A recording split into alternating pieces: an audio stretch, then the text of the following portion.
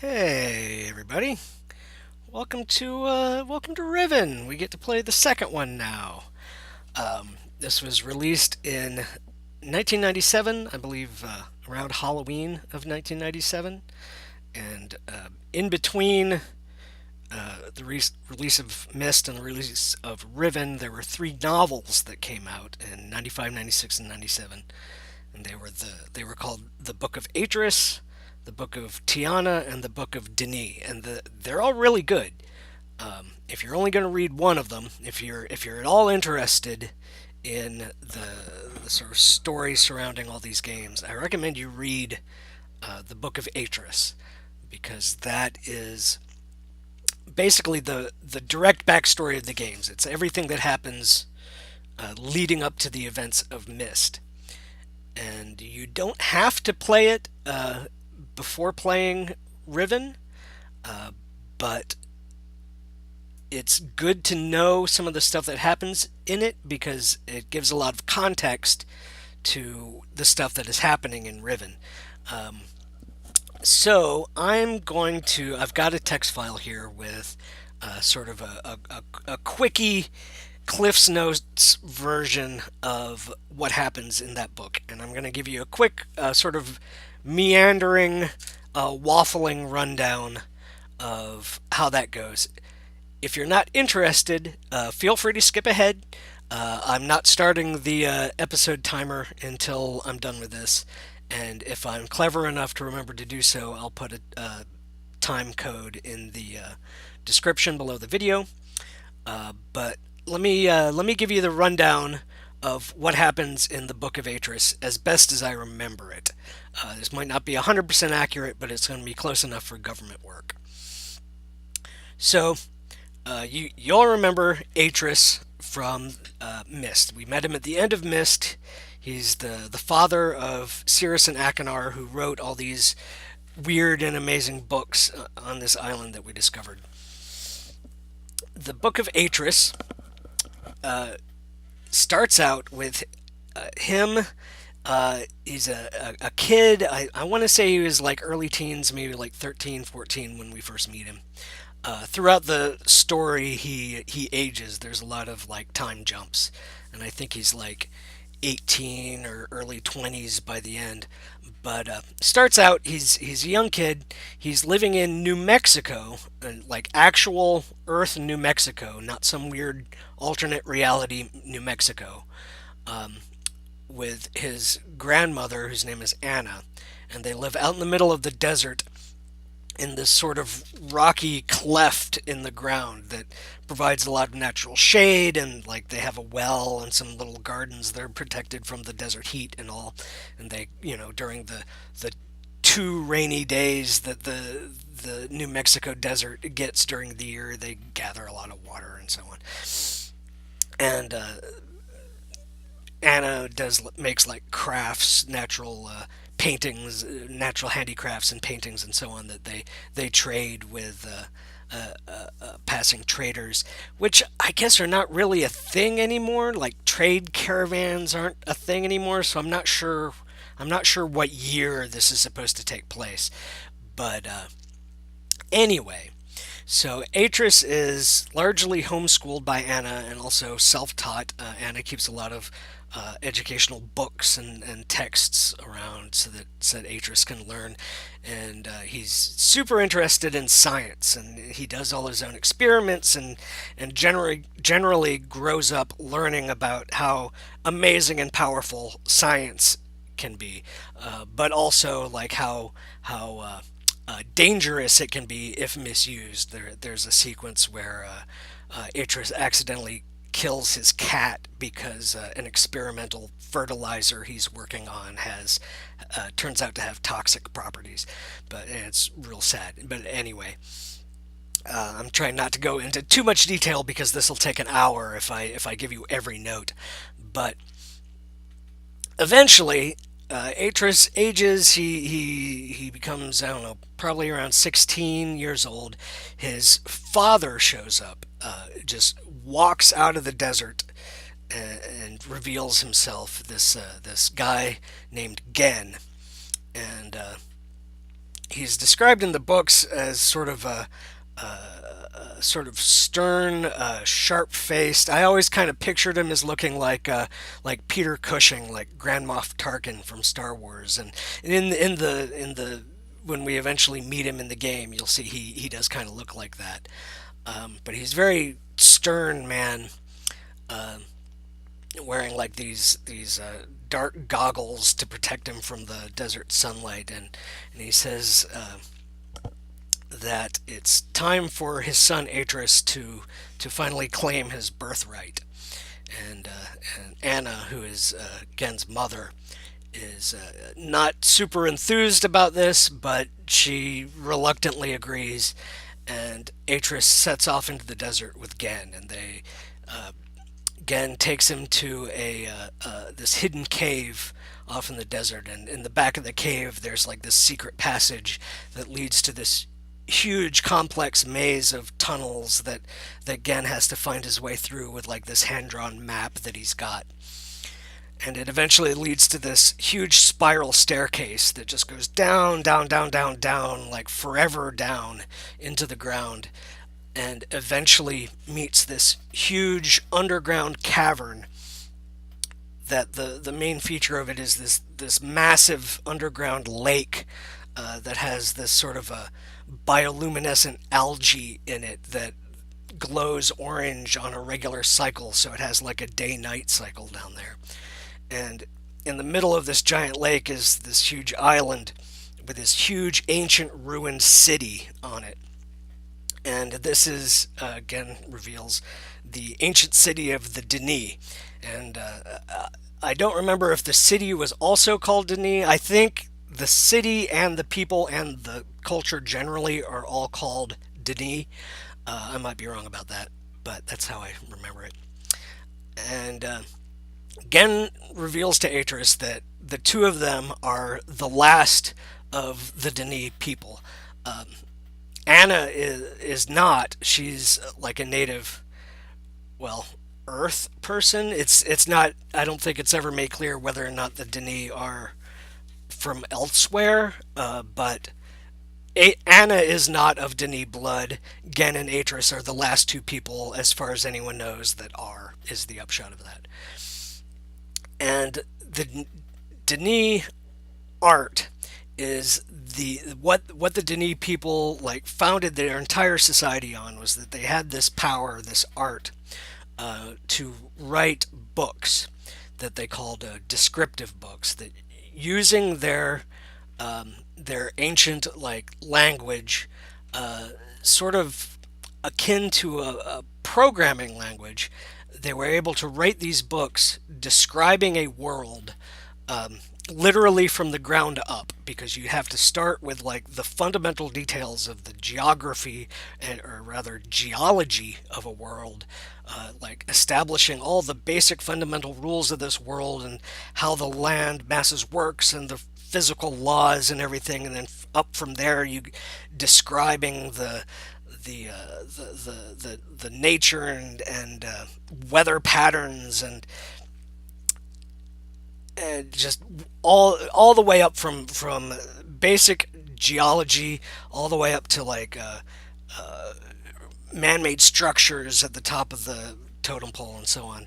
Just completely describe a world as entirely as you can using this language into this book. And when you've finished, the book generates a sort of window on the first page, as we have seen in the previous game, that lets you see this world that you've described. And by touching this window, you can travel to that world. And the the the book also after you have written this world, you can then go back and edit the book and to change things or alter things, which uh, it's pointed out at some point that this is, you have to be super careful doing that, because that can have knock-on effects like butterfly effect kind of things that can fundamentally alter the world if you're too haphazard about it.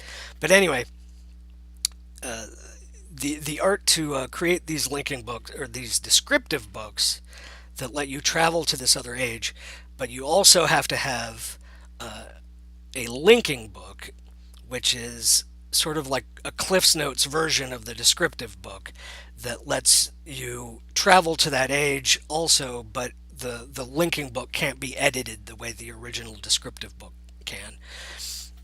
And that's important because when you travel through the book doesn't go with you. It just falls on the ground or stays on the table or what have you.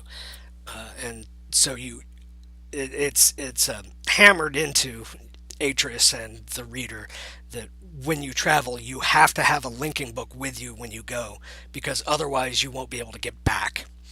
And when you use that linking book to return, you also likewise have to be careful how you do that, because the linking book is going to stay behind in that age when you use the linking book, and you don't want people finding it and following you back. So you have to make sure it's either hidden or that you're holding it over a fire or something when you link.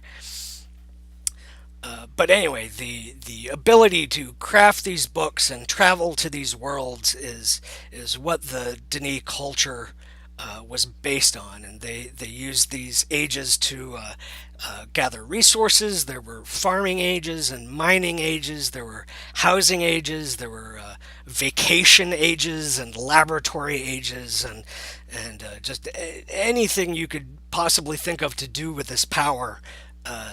They did it, and that's what made the Denis race and culture so powerful.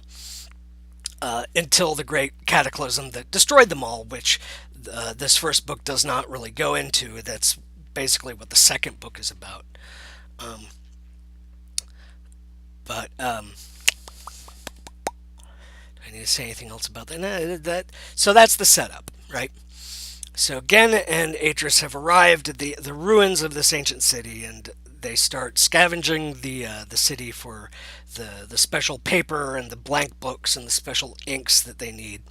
And Gen starts teaching Atris the art of writing. And through these lessons, Atris comes to realize two things about Gen. Excuse me. Firstly, that there are two competing philosophies about how this power of writing works. Uh, Gen believes that when you write an age, you're creating that world as though literally you're the god of that world. And his attitude about this is consequently very like what's the word I'm looking for? Like he has a god complex. Basically, he doesn't really give a shit about these worlds or the people that live in them because he made them. Who cares if it gets destroyed? He'll make another one, right? It's I don't remember if it is clear if that is the prevailing philosophy of the original Denis culture as well. Um, I think in the third book, and I think also the fifth game, it is maybe kind of alluded to that it might be. But I want to say that there's a sort of back and forth of that philosophy versus the other option, which is what Atris believes, which is that there is basically the infinite possibilities through the universe. Atris believes in the many worlds interpretation, right? Where there's an infinite number of possible universes, an infinite number of possible worlds. So whatever world you describe in your linking book, there is necessarily going to be a world like that out in the multiverse. And so the book is only linking you to an already existing world. And personally, just speaking personally, I think there's maybe some logical holes in that argument, especially considering the ability to edit ages. And like if you edit as a descriptive book slightly enough, the people that live in that world will still remember you, which if you're going to a different unit, well, anyway, the logical holes and possibilities aside, that's not really relevant. This is Atrus's belief, and it seems as though that is the interpretation that the books and the games want us to think is the correct one. So we'll just assume that is right, regardless of any slight weirdnesses that logically follows from that. So um, so there's our two philosophies. Gen thinks he's literally a god, actually creating these worlds. Atrus thinks he's merely describing places that already exist and then traveling to these other places, and that therefore these worlds and these people have, their own importance in their own right. That these other people's lives are important in a way that Gen does not. The other thing we find out about Gen is that he's really shit at writing. He doesn't really get it. When he writes Ages, he's cut and pasting like passages from other old books that he's found and just jigsaw fitting them together, like with the metaphorical using a hammer to smack the pieces together when they don't fit. And as a consequence, the Ages that he writes all tend to be kind of unstable to a greater or lesser degree. Like he has never been able to write an age that's completely stable and functional, and all of his ages like eventually just collapse because he doesn't really understand the fundamental principles of writing. But of course, because his ego is so huge from his god powers, he doesn't recognize this.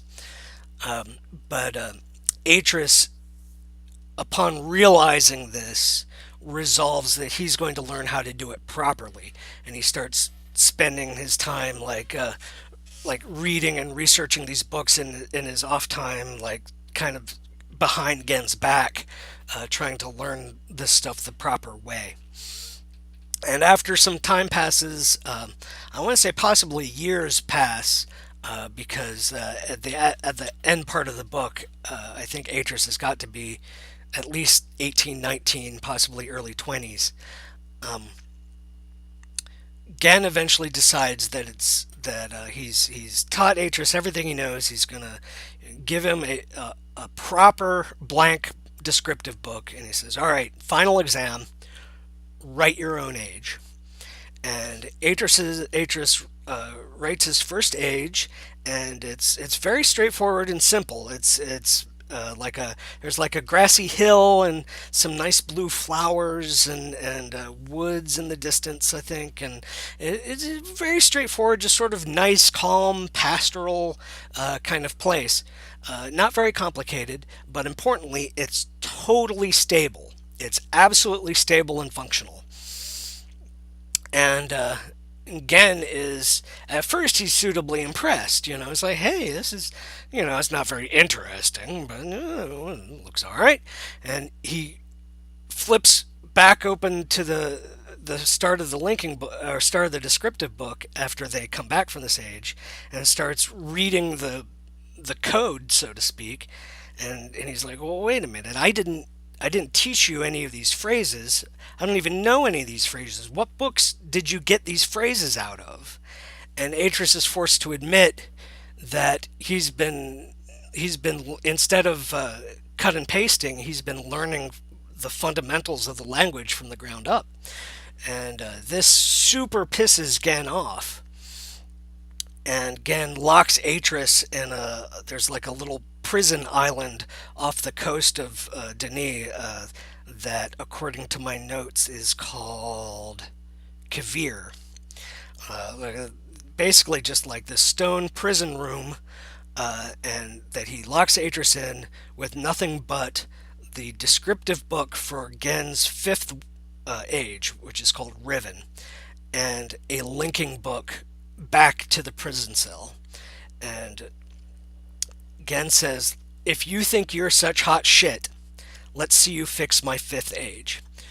Because the fifth age is Gen's most successful writing attempt, to where it's the only age that Gen had ever bothered to give a name to. Like all his other ages are just numbered. But like all his other ages, it's unstable and it's starting to crumble. And so he gives Atris this task of repairing it, if he thinks he can do so. And and like for basically for one of anything else to do in this prison cell, Riven or Atris links through to Riven, and he meets some of the natives there, including a woman named Catherine. And it turns out Catherine also knows the art of writing because Gen had previously attempted to teach some of the people on Riven how to write um, before eventually giving up. He's like, because Gen's kind of a racist and thinks that you have to have the bloodline of Denis to be a successful writer. So, and that's when he gave up on the people of Riven. That was when he left to go get Atris. But Catherine, it turns out, has somewhat like Atris, has sneakily learned the art behind Gen's back. And what's more is that instead of taking a sort of scientific view to the art like Atris does, she takes a much more artistic, painterly sort of view towards it. And the age that she has written that she shows Atris would appear to be totally incomprehensibly impossible to Atris from what he thinks he knows about how physics works. It's like this crazy age that's shaped like a donut with the huge like reverse waterfall shooting up out of the middle of this column of water that sprays out to all sides, and then gravity gathers it in again at the bottom so it shoots back up the column, and all this crazy stuff going on there that shouldn't work uh, according to physics and every rule that Atris thinks he's figured out, but it totally does. And naturally, Atris totally falls in love with Catherine after this, and they decide that what they're going to do is because because Gen is such an asshole, basically just because Gen is an asshole, they decide what they're going to do is they're going to trap Gen on Riven without any linking books or other ways to escape. And the final moment of this plan is because, of course, in order to get him there, they have to Atris Atris fixes Riven more or less. He gets it stable, and then gets Gen to follow him in there, and one of there's a remaining spot of there's a rift, a fissure, the star fissure they call it, that is sort of this local physical anomaly in Riven caused by Gen's poor writing that is still remaining despite Atris having more or less fixed everything. Um, in order to trap Gen on Riven, Atris has to get him there, but then Atris has to be able to leave himself. And as we know, when you link out, your book remains behind. So Atris has to find a way to link out without leaving the book for Gen to access. And so he does this by jumping into the star fissure before he links out, so that the book is falling endlessly through that starry expanse, just as we see at the opening montage in the game Myst. And then presumably because there's something important about Earth that makes it like the fundamental focus of all the ages, because it's where the Denis live, and it's probably, I guess it's like the realest of worlds, that the book falls through the fissure back to Earth, where we find it and become caught up in the events of Myst. And anyway, Atris escapes this way. Gen is trapped in Riven, Atris and Catherine go to Mist Island, which Atris has written for them as their where they're going to live now, and they have a couple of kids, and the kids grow up kind of fucked up, and the events of Mist happen, and we already know how that goes. But before before Cirrus and Achenar got trapped in their prison books, the last thing they did was trick Catherine into going back into Riven. And they tricked Atris into becoming trapped back in his prison on Kavir. So that's where we found ourselves at the end of Mist, with Atris in his prison in Kavir saying, something terrible has happened, and what has happened that is terrible is that Catherine is trapped in Riven with Gen, and the patches that Atris had previously made to stabilize Riven are starting to break down, so the Riven is starting to disintegrate again. Um, so that's basically what you need to know. That's you caught up, I guess. So if you listen to all of that nonsense and meandering, thank you. Let's go ahead and start a game. I'm going to start a timer. I'm not going to update my phone. Thank you. I'm going to start timer. Start timer 30 minutes. All right. And let's go.